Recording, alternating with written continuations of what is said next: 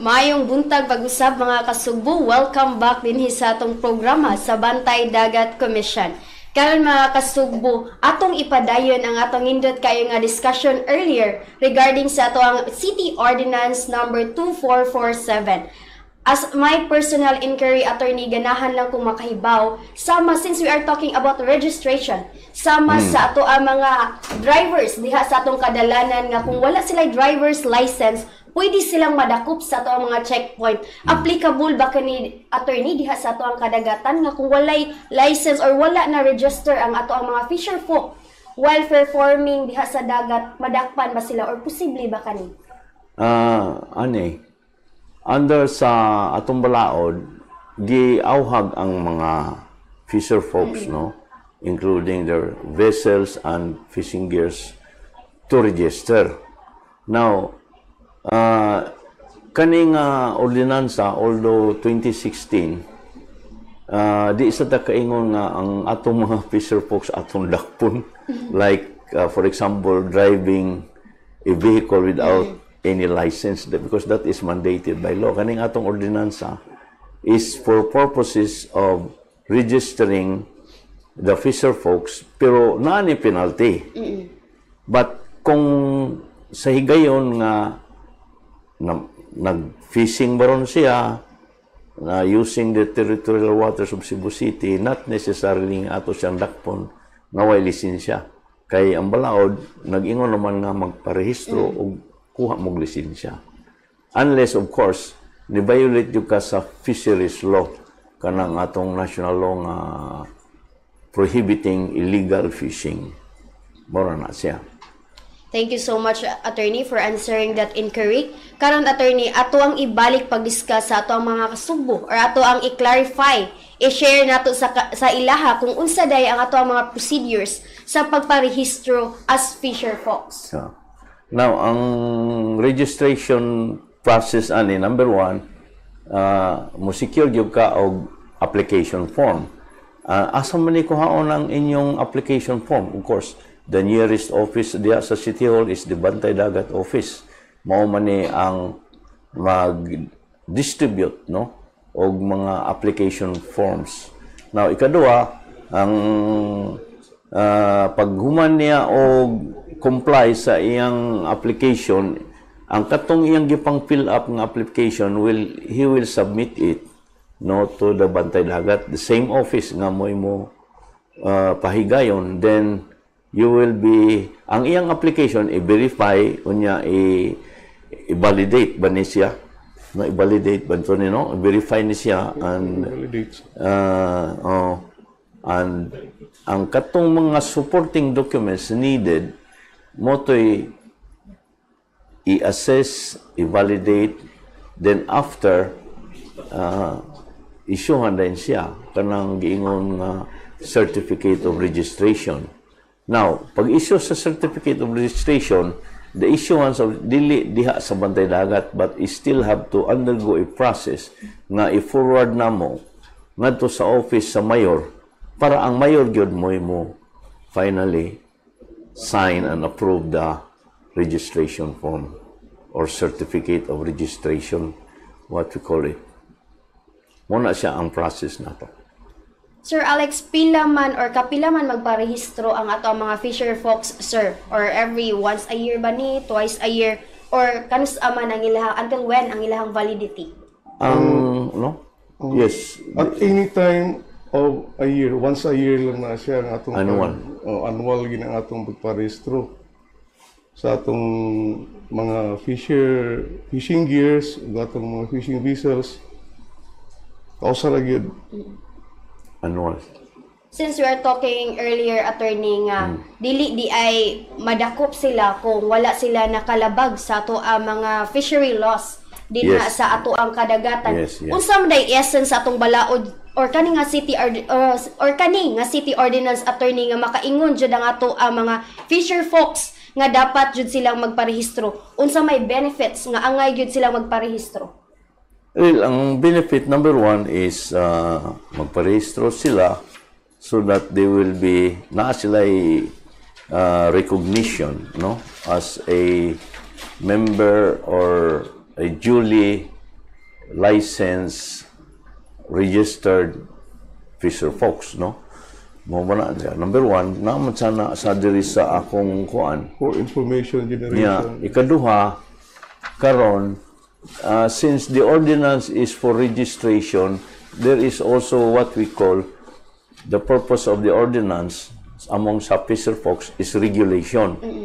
So, kibaw naman ta sa mga pamaagi sa usahay sa mga mangingisda atong mga fisherfolks usahay mo jump gina sila ngadto sa mga prohibited acts sa fishing. So i-regulate na siya haron ang kaning atong fisherfolks not only they are registered but they are subject to regulation. Ang regulation will entail also kanang gitawag og edukasyon. Edukahon man guning atong mangingisda kay kasagaran man gud usahay mulukso lagi anang pamaagi nga dili sa balaod, no? Nya ang registration, regulation, and then we will provide some benefits, no?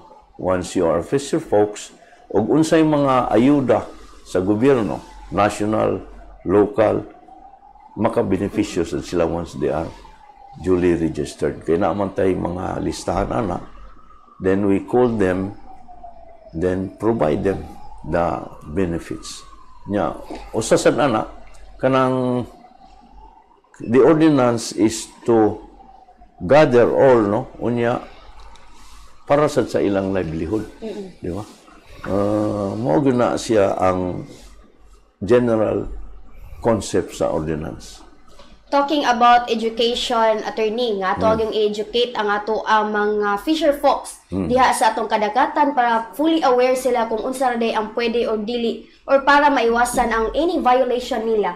Sir Alex, diha sa ato ang Cebu City Bantay Dagat Commission, naabatay mga orientation or any activity or programa at sir, diha sa ato ang office nga gibuhat sa ato ang mga registered fisher folks. Ano man na siya riya, no? Gather ta og marag a dialogue with our fisher folks, no? Ato silang imbitahon, then nagplano mi along with the city legal office nga among ipahigayon ang usa ka orientation, no? Orientation na siya para mapasabot na ito pagayo unsay tungo tuyo sa atong City Ordinance 247. Ang mga mechanics, unsay mga buhaton, usa magparehistro, para mahibaw-an kinila unsay mga violation. Muna itong tuyo. We have to magnify, i-optimize na to through information dissemination. Ito sa itong mga barangays, kay sa itong mga coastal barangays, we have 16 coastal barangays in Cebu City, no? Ato ginang ipasabot na sa ila. So nagsabot kami sa atong legal office sa Cebu City Hall nga magpahigayon mi og usa ka adlaw nga orientation activity for them. Intended lagi aning 2447 nga ordinansa. It's a good thing, sir, nga naaday da kung plano ang ato ang office diha sa Cebu City Bantay Dagat Commission kay we've done so much city ordinance naman good unya mahug nga if lack of enforcement and information dissemination or even ang ato ang mga fisher folks murag mahug nga nagpa-register lang sila for compliance and hindot jud kaayo nga naay mahitabo nga orientation para sad makasabot gid sila nganong angay sila magpa-register before mo anha sa ato ang opisina. And now sa atong hugna karon sir atong hisgutan ang ikaduha nga item sa City Ordinance 2447 mao ang fishing vessels. Attorney, can you explain sa ato ang mga kasugbo nga naminaw karon kung unsa man ni ang mao nga kana mga ideas or unsa may mga information under sa fishing vessels nga unsa may specific size or unsa pila ka tonnage ang angay nga dawaton ra diha sa office atong Bantay Dagat? Ang City Ordinance, after a thorough research, og unsa gyud pwedeng ma-rehistro o ma-license ang usa ka sakayan baron or pambot, naana siya ay not necessarily on the measurement, pero ang iyang tonnage. Now, 3 ton below, no? Kung 3 ton, that would be about mga pila ka kilo na kung atong ipasabot ba. 3 tons at I don't know, basta 3 tons below, mo na'y dapat iparehistro. Kung na kay bangka, na kay pambot or sakayan, basta na ay below ubos ka sa 3 tons or ubos ana, imo gyud na siyang under sa ordinance, imo gyud nang irehistro or amo gyud na siyang awhagon nga irehistro gyud na nimo. Kung naa ka sa Cebu City nga fisherfolk. Now, beyond, above anang 3 tons, that's already the kanang jurisdiction sa Coast Guard man tingali. No? Ang Coast Guard na mo implement sa registration. Ang ato lang kanang mga bangka, kanang mga pambot, ato yun ang giyahawag sila tanan nga magparehistro yun. How about sa ato ang fishing vessels, attorney? Same ba kani siya sa atong fisher folks nga ang registration niya every once a year? Or ni siya, attorney?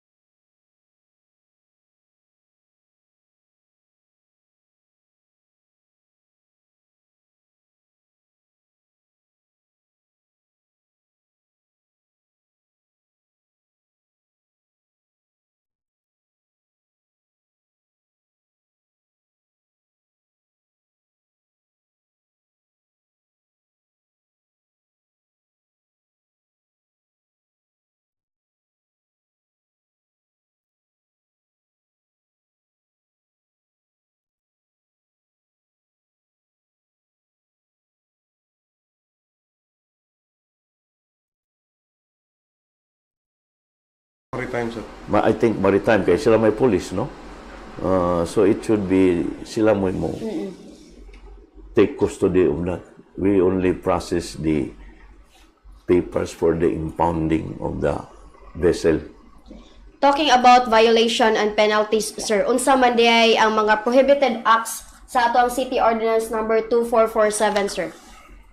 Nga it can lead them sa ato ang violation or There is sa one, yes. more resort sila into paying penalties.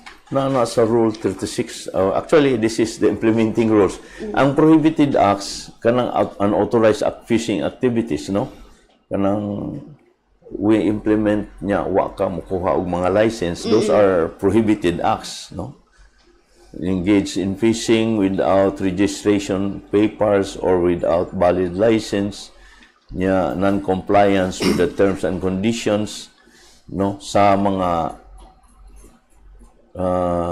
gilagda sa ordinansa o sa kanang IRR nato, no?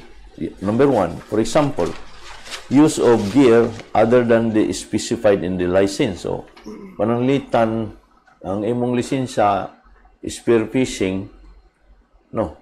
Unya ang imong gigamit lain. So, ang imong license cover sa imong license nga spear fishing.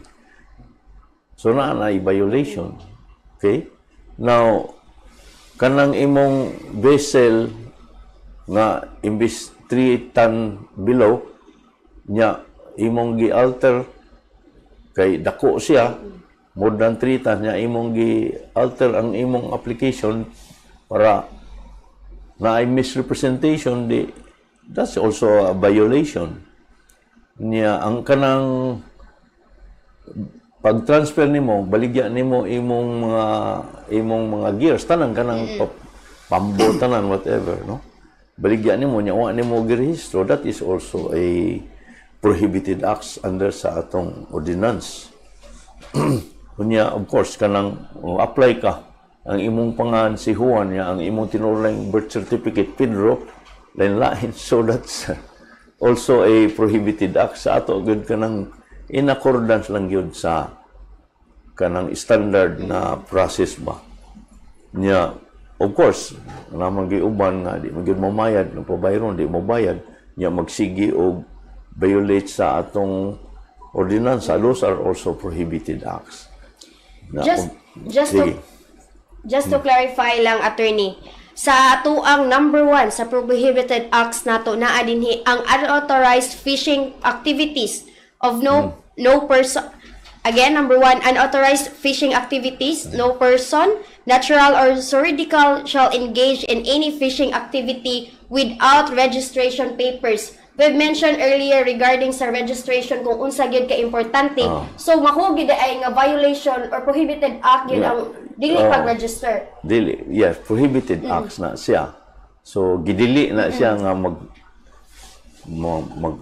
gamit ka sa municipal waters, mamasul ka or mag-fishing ka diya, without the necessary documents. So, prohibited acts na siya. But this is again, according to the ordinance, but this still needs the education of the fisher folks, because, you know, we have to observe the basic Bill of Rights of the Constitution na imo gyud na silang i-inform sa tanan nilang buluhaton before, you know, penalizing them.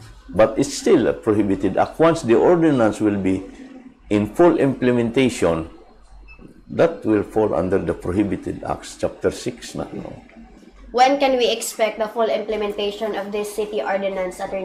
Number 1, once we start to issue license, mang-issue na ganitag license, that is an assumption nga ni-apply sila, no? Then once we start to issue the license, then they are already subject to the ordinance or the IRR sa ordinance. Kay mang-issue na ganitag license niya, katong mga dili motuman sa ordinance, natural na magyud naaman na sa atong ordinance nga mo penalize ang LGU or the Cebu City plus na masud na ka sa mga gidili nga mga buluhaton angay in violation sa ordinance. So nagsugod na ang atong registration, attorney. At this point in time, we cannot immediately implement the registration not until we will have the orientation. So we are still on the planning sa orientation. In fact, there was a suggestion from one of the members of the commission.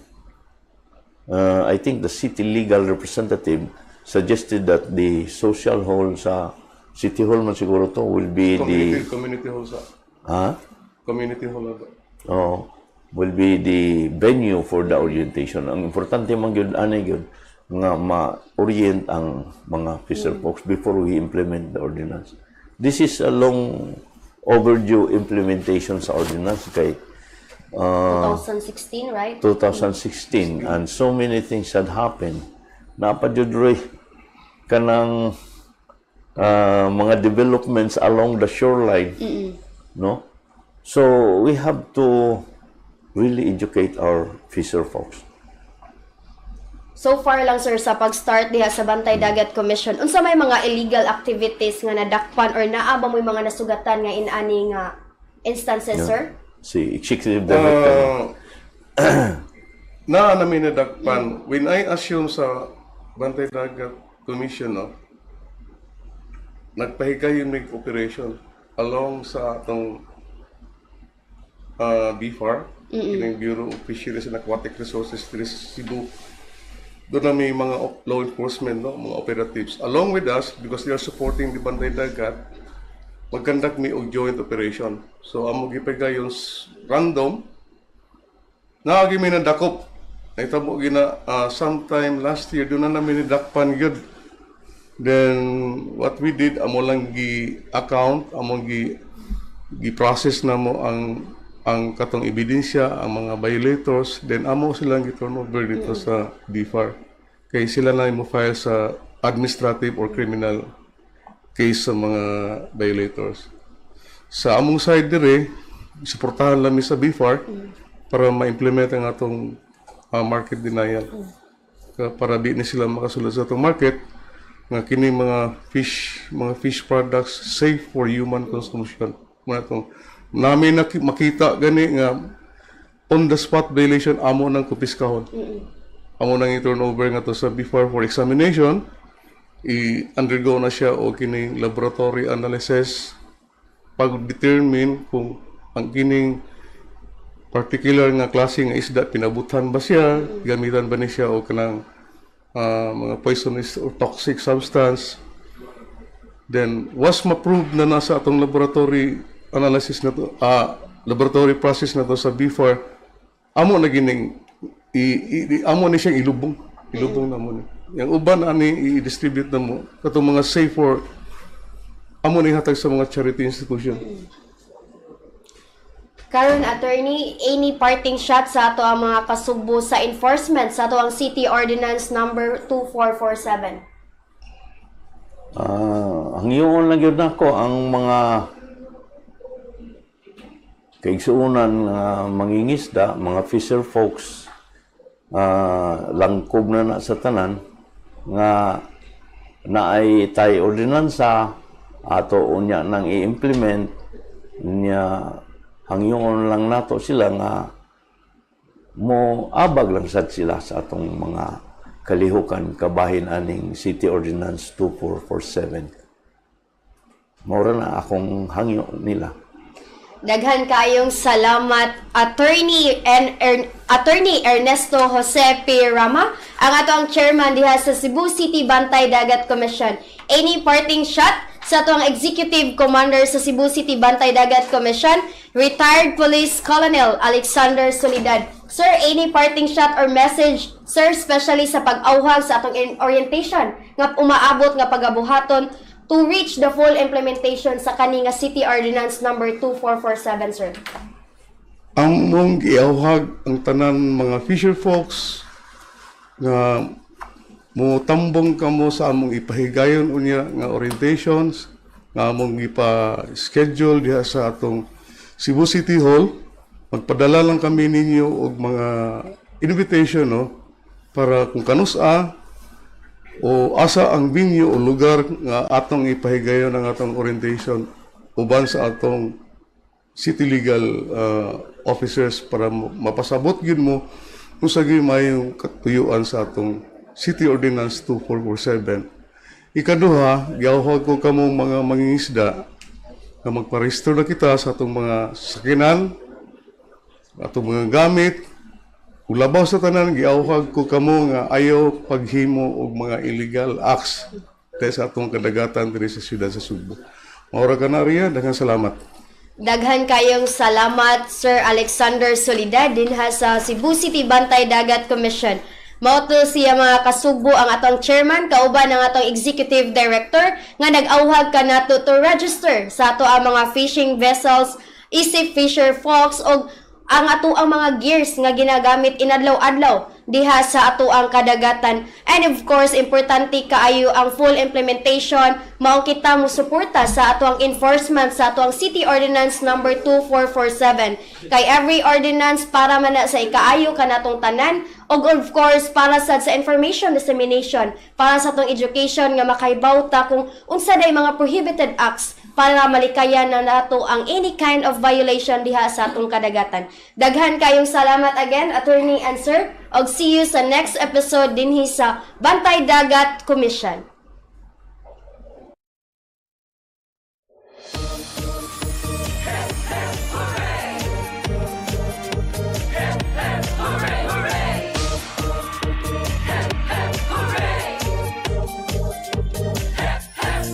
Day begins for you and me. Come take my lead, I'll make you see a better version of Cebu City. Right here, right now, free and easy. Let us move into the future hand in hand. No one's ever gonna be left behind. Just trust the command of Mayor Michael Rama. You've gotta have a heart. Together we can make great things happen. A Singapore-like Cebu City. Let's help to make this dream come true and show to the world the true spirit of being Cebuanos. Hey, hey, magtinabangay kita, magbarangay at bayan, ihagulong na risko. We have been through the test of time. This pandemic has hurt us, yet we still shine. With the help of the miraculous Señor Santo Niño, we remain sublime. Let us move into the future hand in hand. No one's ever gonna be left behind. Just trust the command of Mayor Michael Rama. Let's make a stand. Together we can make great things happen. A Singapore-like Cebu City. Let's help to make this dream come true and show to the world the true spirit of